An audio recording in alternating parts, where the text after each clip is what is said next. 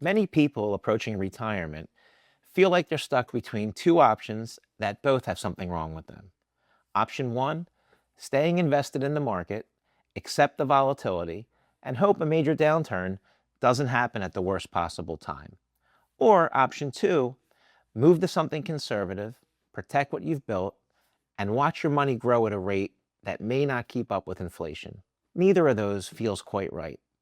And for a lot of people, it's possible neither option is. What most people don't know is that there's a middle ground, and it's designed specifically for that tension. It's called a registered index-linked annuity, or RILA.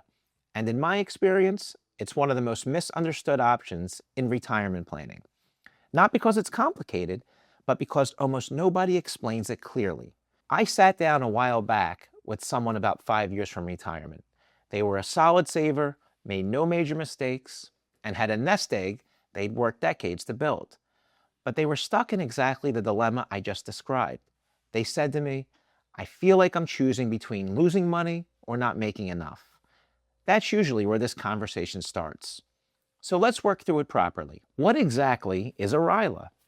A registered index-linked annuity is a contract with an insurance company where your account is tied to the performance of a market index, typically something like the S&P 500, while including features designed to limit losses during market downturns. The last part is important, and it's also where the key distinction comes in. If you've heard of a fixed indexed annuity, you may be thinking, isn't that the same thing? It's not, and the difference matters. A fixed indexed annuity typically offers full principal protection from market losses. In exchange for that complete downside protection, your growth potential is more limited. A RILA works differently. It allows for some level of loss, but limits how much.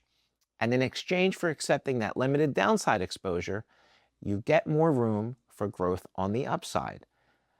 That trade-off is the entire premise.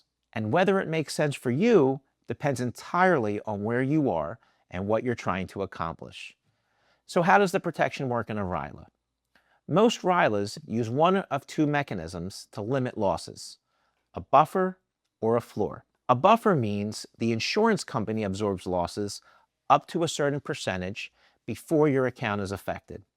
For example, if your RILA has a 10% buffer and the market drops 8% in a given year, you experience no loss. But if the market drops 15%, you absorb 5% of that. The buffer covers the first 10%. A floor works differently. It sets the maximum loss you can experience regardless of how far the market falls. If your floor is -10, that's the worst outcome you'll face, even if the index drops 30%. Because a floor limits losses, no matter how far the market falls, it typically provides more protection during severe downturns. That added protection often comes at a cost of lower caps or participation rates on the upside compared to the buffer-based options. On the upside, most RILAs have either a cap, which is a ceiling on how much gain you can receive in a given period, or a participation rate, which determines what percentage of the index's gain is credited to your account. So if the market returns 20% and your cap is 12%, you receive 12%. If your participation rate is 70% and the market returns 20%, you receive 14%. It's a structured trade-off. You're giving up some of the upside in exchange for protection on the downside.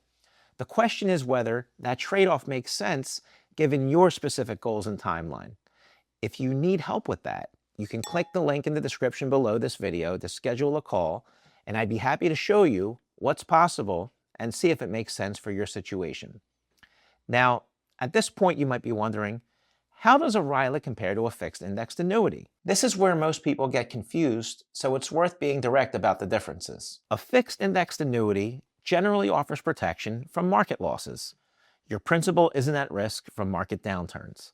However, the growth potential is typically more conservative as a result. A RILA shifts that balance. You're accepting some downside exposure, but limited and defined exposure. In return, your growth potential is typically higher than what a fixed indexed annuity typically offers. Neither is inherently better.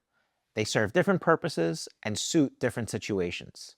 If the idea of any loss at all is genuinely unacceptable and market volatility keeps you up at night, accepting any downside exposure, even a capped and defined one, probably isn't the right fit.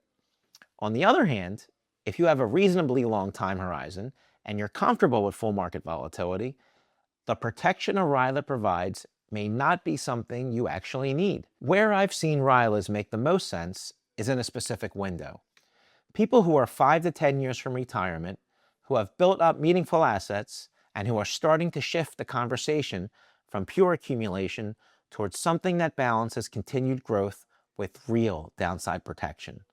They're not ready to give up the growth, but they may be concerned about being fully exposed to a 25% or 30% market decline right before they stop working, and are exploring ways to define and limit downside exposure while still accepting that losses can occur. That's the tension a RILA is designed to address. Before this starts to sound like a universal solution, I want to be clear about something.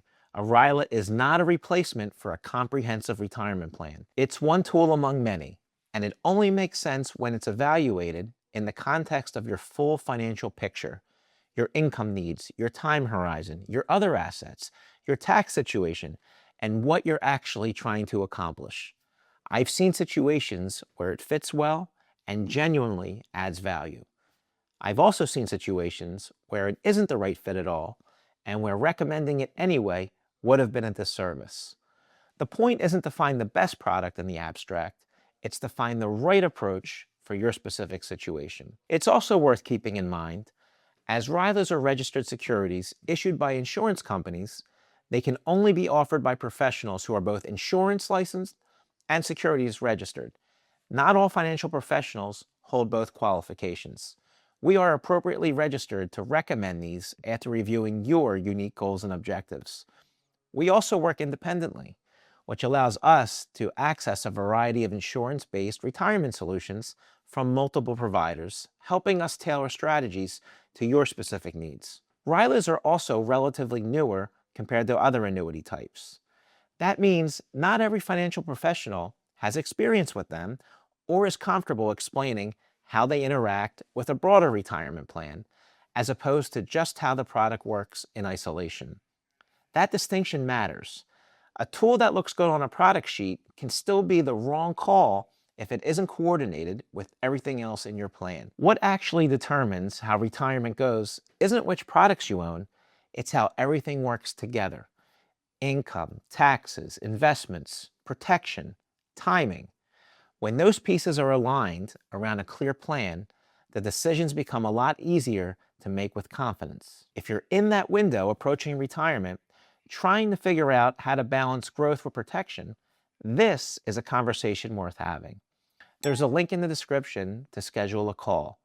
We'll look at your specific situation, walk through how something like a RILA would actually function with your numbers, and determine whether it fits or whether a different approach makes more sense. Because the goal isn't to pick a product. It's to build a plan you can actually rely on. Thanks for watching, and I'll see you in the next video.